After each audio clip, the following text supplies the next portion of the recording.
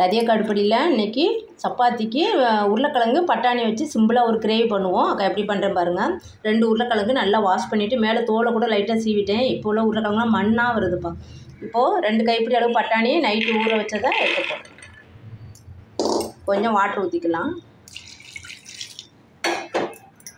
இப்போ இதுக்கு ஒரு 1/2 ஸ்பூன் கல் உப்பு போடுறேன். இப்போ மூடி குக்கர் அடுப்பில் வச்சாச்சு. ஒரு 3 விசில் வரட்டும். வந்துருச்சு. அடுப்பு ஆஃப் பண்ணிவிட்டு மிக்சியில் அரைக்கிற மசாலா ஒரே ஒரு தக்காளி, ஒரு பெரிய வெங்காயம், 3 பல் பூண்டு, 2 பச்சை மிளகாய், கொஞ்சம் இஞ்சி எடுத்து வச்சுருக்கேன். இதெல்லாம் மிக்சியில் நல்லா நைஸாக சுற்றிட்டு வந்துடும். தண்ணி ஊற்றாமே சுற்றலாம்ப்பா, தண்ணி ஊற்ற அவசியம் இல்லை. அவ்வளோதான், மிக்சியில் அரைச்சிட்டு வந்தாச்சு. இது அப்படியே இருக்கட்டும்.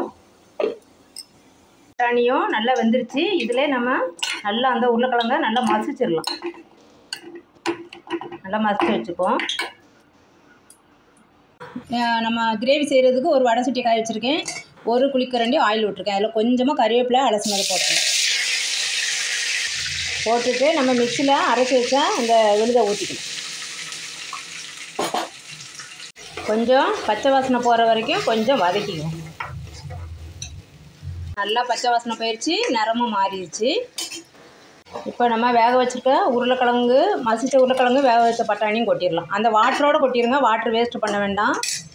இப்போ இதுக்கு மசாலா என்ன பண்ண போகிறோன்னா, ஜீரகம் ஒரு 1/4 ஸ்பூனு, சோம்புத்தூள் ஒரு 1/4 ஸ்பூன்,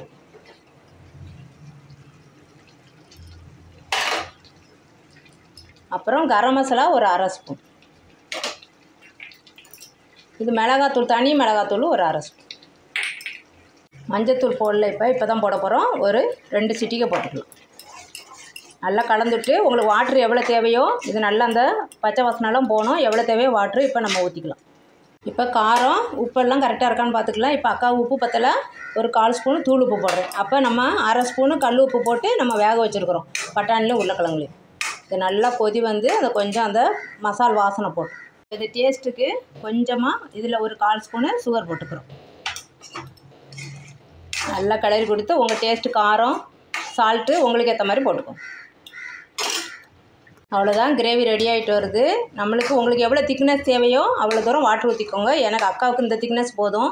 எண்ணெய் அந்த ஓரத்தில் பட ஆரம்பித்து மசாலா வாசனை எல்லாமே போயிடுச்சு. இப்போ நம்ம அவ்வளோதான், கிரேவி ரெடி ஆயிடுச்சு. 2 மினிட்டில் ரெடி ஆயிரும்பா. நம்ம உருளைக்கிழங்கும் பட்டாணி வேக வச்சிட்டோம்னா 2 மினிட்டில் ரெடி ஆயிடும்.